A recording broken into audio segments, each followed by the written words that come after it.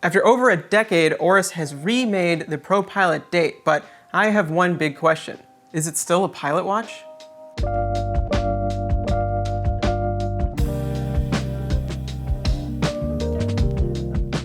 So I remember very distinctly in 2014 going to Baselworld and seeing the Oris ProPilot watches for the first time.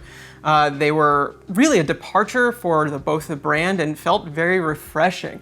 Pilot watches can be very staid. You know, it's a genre that you can picture what a pilot watch is in your head. There's a few sort of platonic forms that everyone follows, but Oris kind of broke the mold a little bit. They went very modern with it. They had these really cool jet turbine sort of details on the bezel and the crown. They had a really sleek case to it. It was a very exciting watch. So exciting that I actually ended up picking one up back then. So I had the Oris ProPilot Date 41mm on like the green canvas strap that was one of the options it could come on. And I had it for several years and I wore it an awful lot. It was just like a really nice everyday sporty watch. It's a pilot watch, but it didn't feel, like I said, too much like those historical models. It had its own vibe to it. It also had this really nice feature of having sort of an oversized date window. So despite being like a 41mm watch, which is a little bit large for me, it had this really nice balance to it. That watch stayed basically as it was for a really long time, and then in 2020 they updated it a little bit by introducing molded lume to the numerals. So just like a definite improvement in the life cycle of that watch. But there hasn't been an overhaul until now. So it's 2025, it's actually over a decade of that watch, which freaks me out a little bit, but here we are with the new version.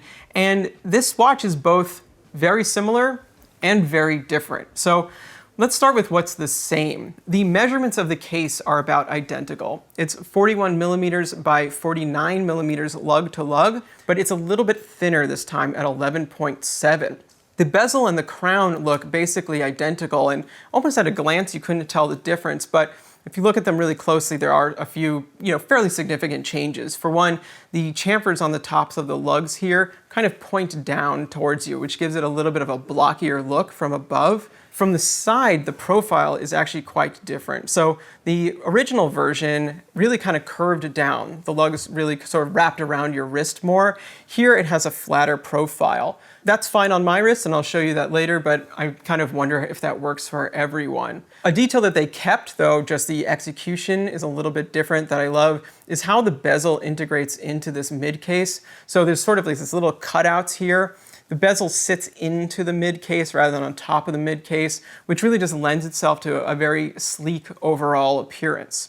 Now, while the movement in here is technically different, this is the Oris Calibre 733. The original one was the 731. They're both Sellita SW200 bases. So I think the thing that they're really saying is different here is the date execution. And to that effect, most of the changes in this watch are on the dial. So this color, which they're calling moss, which is one of three, there's also a black and then sort of a white, is immediately like a departure from the original, which to my recollection came in black like primarily, and maybe there were a couple like special edition variations of it. There were whole different models that came in all sorts of wild colors, but I'm just talking about the 41mm date model here. So you have three colors at launch. And what's kind of strange about it is that one of the features that really sort of made the original ProPilot feel like a pilot watch, which was the large white Arabic numerals that, when I think about a pilot watch, no matter what the aesthetic of it is, legibility is really, top priority. Here you have brushed metal numerals, and what they can do is catch the light and reflect and pop out, or they can be in shadow and sort of recede into the dial. And on this model, those have like literally sort of a bronze color to them. So everything is sort of dark, muted greens and browns. Not really, exactly what I think of when I think of a pilot watch, though I'm all for introducing different colors. I mean, in the end of the day, I'm not flying anywhere either. Other details that are different is that this has a new chapter ring design to it, which has a cool cutout shape to it. It's sort of like cogs of a gear, but coming in rather than going out. And there's all sorts of little markings on there. You'll see the hour and minute hands here are matte black, and they're a little bit narrower than I think the original ones were, which were all lume white. These are, like I said, matte black, and they kind of come to a fine point, and they have a little lume line on them. So one of the things that makes me sort of, once again, question, is this a pilot watch, is essentially the lack of lume. Now, there isn't no lume. There's just very, very little lume on this watch, which felt like a kind of a stark U-turn from the molded lume that they introduced just a few years ago on the last model. You have lume basically around the very edge of the dial in these little rectangles, and then, like I said, these really thin lines on the hands. Blasted under UV light, yes, you can see them, but it is by no means like a lume monster like I would expect from a pilot watch. Honestly, to me, this dial feels more like a military-inspired, fieldish kind of multitasking tool watch, which is awesome and cool, but would I call it a pilot watch? I don't know. Some other features that are worth noting, the bracelet on here, I really like the design of this bracelet. It's a 3-link bracelet, but it has this cool angle to the links, which give it a more modern feeling that definitely works with the case and overall aesthetic. And then the clasp here, it's what they call a lift clasp, and you just pull up and it opens up. I really like the action on that. It feels really nice. I can't really think of another brand doing a clasp quite like that. So I really like the design. I feel like it has a sort of pilot watch feel to it, like an ejector seat or something. I have no idea, but I like the feel of it. But there's a couple drawbacks to this design. And the primary one is the lack of micro adjust. I really feel like in 2025, if you're going to introduce a new watch, especially a sporty watch, on a bracelet, it needs to have micro adjust. This is just becoming a standard for everyone. Otherwise, the bracelet is quite lovely. The end link is a little funky to me. I am very judgmental when it comes to bracelets, but one of the things that this does that I've seen before in bracelets that I don't love is it's sort of like discongruous with the brushing of the case itself. So if you move this around in the light, you can see how the brushing on the lugs and then the brushing on the end link itself don't match up. Instead, it sort of clashes with itself. I just don't love that. And then there's also this little flat part where it meets the case. That's definitely an intentional design there, but to me it's sort of distracting. It doesn't have a clean arc that echoes the cylindrical form of the bezel. Instead, it's almost a little bit angular to it. Just kind of throws me off a little bit, but once again, that could be a personal taste thing. On the wrist, the ProPilot still wears very well. It's a 41mm diameter. I have a 6.75-inch wrist. I wouldn't want to go larger than this, and they typically have like a few sizes up from here. But for a bolder watch, for a more present modern watch, and for a pilot watch, I think having some scale makes sense. This is, like I said, this is about the max for me, but I would definitely wear this.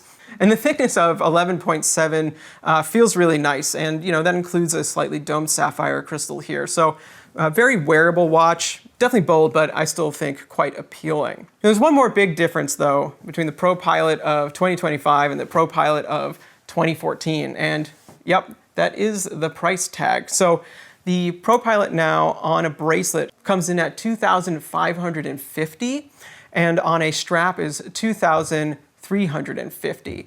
For reference, the previous model 10 years ago was $1,550 on a strap. Obviously, you expect some increase in price. This is, on the kind of more dramatic side of $1,000. And my only issue there is really that the movement hasn't really gotten any better. The Oris Calibre 733, 731, like I said, is an SW200 base. You can see it from the display case back. It has their custom rotor with the red high mech branding on it, but the movement itself is a fairly undecorated SW200 at $2,500. That is, not necessarily the movement that I want to see, or at least in this level of decoration I'd like to see. I think they could throw a chronometer in here, and that would be very exciting, for example. But it's 2025, things are definitely more expensive, and who knows what the future holds. They obviously make their own movements as well, and I expect to see their own calibers make their way into this format. No promises there, and I don't know what they're actually planning. But to answer my question from the very beginning, is this a pilot watch? I'm not really sure if it lives up to what I call it to be a pilot watch. It's just such a specific thing that have expectations. I still love the case, I still love the design. I could definitely see aviation in the inspiration, but for me now it's more of this sort of multi-purpose tool watch. And like I said, there's nothing wrong with that. It's still a very nice looking watch. Thank you so much for watching. If you're interested in other modern tool watches, check out our review of the Tudor Pelagos Ultra, very cool watch as well. If you enjoyed this video, please like and subscribe, and don't forget to head to wornandwound.com daily for news, reviews, and all other sorts of things watches.